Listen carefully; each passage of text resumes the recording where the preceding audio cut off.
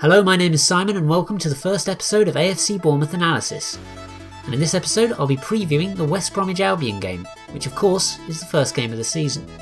For these preview episodes I'll be splitting them into 5 parts, and the first part is reasons to be cheerful.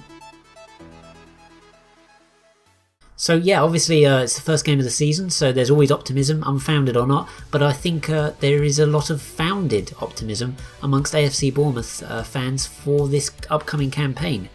Mainly because we've done very well in the transfer market with acquisitions that really strengthen the whole squad really, or the main parts of it.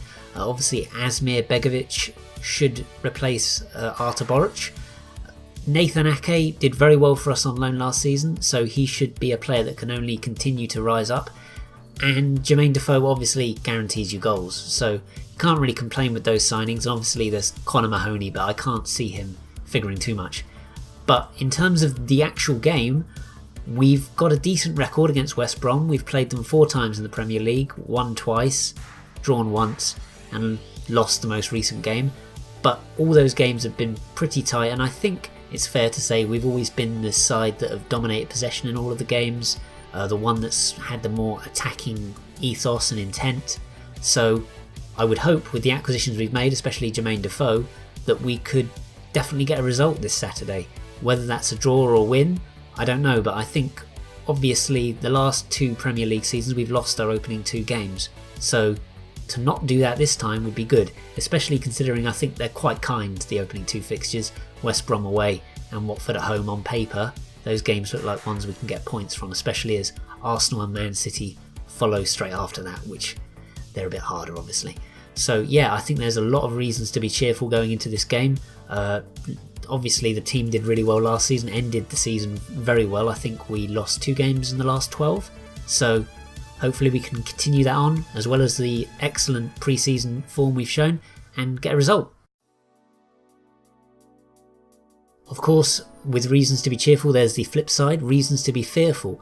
And my main reason is that West Brom are a pretty well organised outfit. I think it's safe to say that. With Tony Pulis in charge, they don't lose many games by more than a goal. And I think that'll probably be the case this weekend if they do lose, which obviously I hope they do. But yeah, they're very well organised.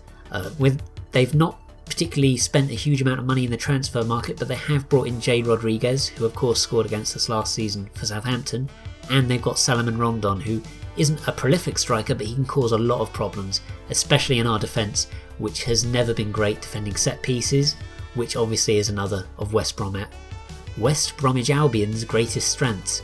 So there's definitely ways they can hurt us this weekend. We've just got to hope our attacking ethos over their more defensive outlook, hopefully attack wins over defence. Sometimes it doesn't, but hopefully that we can overcome them. But it's definitely not going to be easy. What to watch out for? Well, as it's the first game of the season, there's so many things to be excited about, so many possibilities. But personally, I'm really interested to see how Jordan Ibe does this season. Obviously, in the last campaign, I think it's safe to say he was truly terrible and contributed nothing.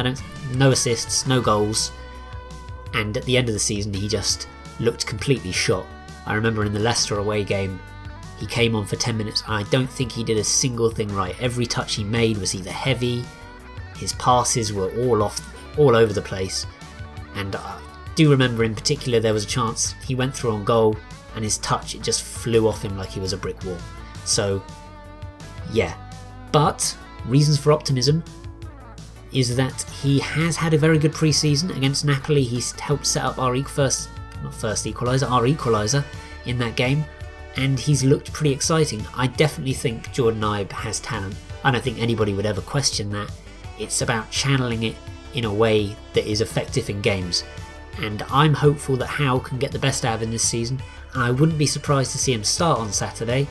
He'll probably likely be on the bench, but I think he could make a big impact even if he is on the bench, especially as West Brom, they're well organised, but they're not known for their pacey fullbacks. So if Ibe's in the mood and West Brom are tiring, I think he could cause a lot of damage, and I'm hopeful that over the course of the season he can start to and I'm hopeful that over the course of the season he can start to repay that £15 million price tag.